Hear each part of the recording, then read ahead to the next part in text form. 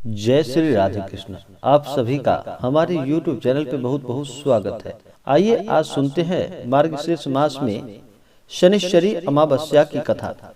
हिंदू धर्म में अमावस्या तिथि का बड़ा ही विशेष महत्व माना गया है। जब भी अमावस्या तिथि शनिवार के दिन होती है तो उसे शनिश्चरी अमावस्या या शनिवारी अमावस्या के नाम से जाना जाता है। अमावस्या तिथि का हिंदू धर्म में बड़ा ही विशेष महत्व माना गया है। इस दिन स्नान करना, दान करना, पितरों का तर्पण करना, श्राद्ध कर्म आदि करने का बड़ा ही विशेष महत्व माना जाता है। इस दिन भगवान शिव का पूजन करने से, भगवान शनि देव का पूजन करने से, पीपल वृक्ष का पूजन करने से या पीपल वृक्ष में जल डालने से अनंत गुना पुण्य फलों की प्राप्ति होती है। जब भी शनिवार के दिन अमावस्या तिथि होती है तो इस दिन विशेष प्रकार से शनि देव को अगर प्रसन्न करे, इससे शनि की 7.5 या ढैया में कभी कोई कष्ट नहीं होता है। शनि देव जो कि न्याय प्रिय देवता है, जो कर्म फल दाता शनि देव है, जो सभी को कर्मों के अनुसार उन्हें फल प्रदान करते हैं।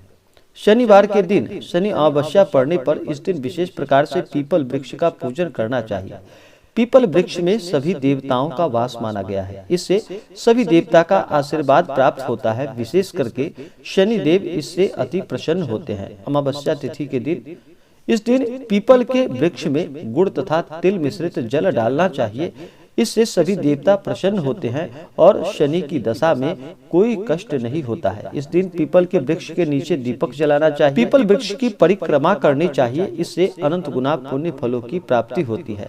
इस दिन सुबह ब्रह्म मुहूर्त में उठ करके ही गंगा स्नान करना चाहिए। शुद्ध वस्त्र धारण करके भगवान सूर्य देव को अर्घ्य प्रदान करना चाहिए। उसके बाद पीपल वृक्ष का पूजन करना चाहिए। अमावस्या तिथि के दिन इस दिन भगवान शिव का पूजन करना, भगवान विष्णु का पूजन करना या किसी भी प्रकार का पूजन करना बड़ा ही पुण्य फलदायक माना जाता है। विशेष करके इस दिन भगवान शिव और भगवान विष्णु का पूजन किया जाता है। तो आइए आज सुनते हैं शनिश्चरी अमावस्या की कथा। अगर आप हमें अमावस्या तिथि पर कथा के लिए या अन्नदान, वस्त्रदान आदि के लिए ब्राह्मण दक्षिणा अपने श्रद्धा और सामर्थ्य के अनुसार देना चाहते हो तो आप हमें डिस्क्रिप्शन में जाकर के वहां से गूगल पे, फोन पे या अकाउंट नंबर के माध्यम से आप हमें ब्राह्मण दक्षिणा प्रदान कर सकते हैं। तो आइए सुनते हैं शनिश्चरी अमावस्या की कथा। तो बोलिए प्रेम से भगवान भोलेनाथ की जय, शनिदेव महाराज की जय।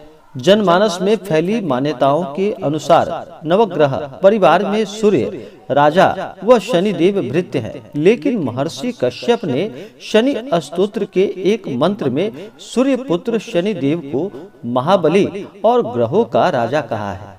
सौर्य ग्रह राजो महाबलः। प्राचीन ग्रंथों के अनुसार शनिदेव ने शिव भगवान की भक्ति व तपस्या से नवग्रहों में सर्वश्रेष्ठ स्थान प्राप्त किया है।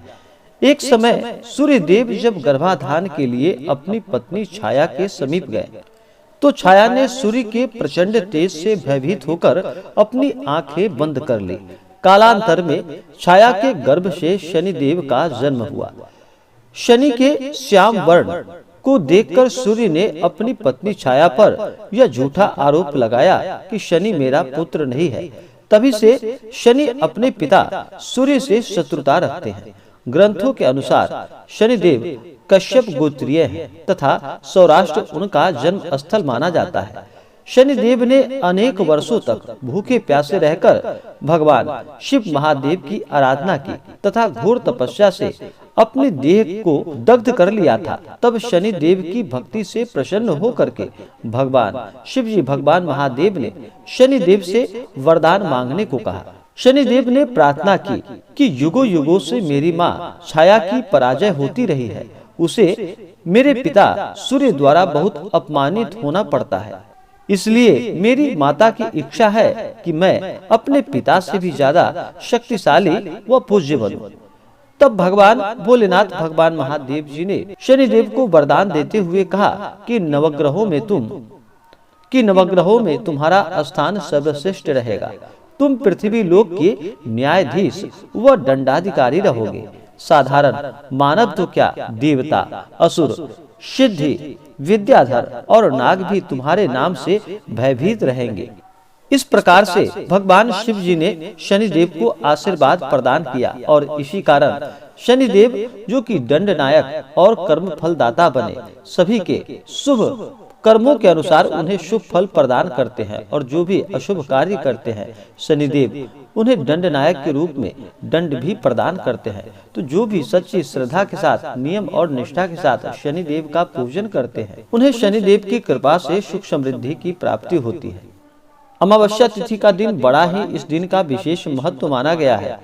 इस दिन चाहिए कि सुबह ब्रह्म मुहूर्त में उठ करके नित्य क्रियाओं से निवृत्त हो करके गंगा नदी में या घर के जल में ही थोड़ा सा गंगा जल मिला करके अमावस्या तिथि के दिन स्नान करना चाहिए। स्नान करने के बाद शुद्ध वस्त्र धारण करके और भगवान से प्रार्थना करनी चाहिए और भगवान भोलेनाथ का दिन भर व्रत उपवास रहते हुए भगवान शिव का पूजन करना चाहिए। अमावस्या तिथि के दिन इस दिन सत्यनारायण भगवान का भी पूजन करना चाहिए। तो यह बड़ा ही लाभकारी होता है। अमावस्या तिथि के दिन और पूर्णिमा तिथि के दिन इस दिन भगवान सत्यनारायण का पूजन करना या कथा श्रवण करना यह बड़ा ही लाभकारी माना जाता है।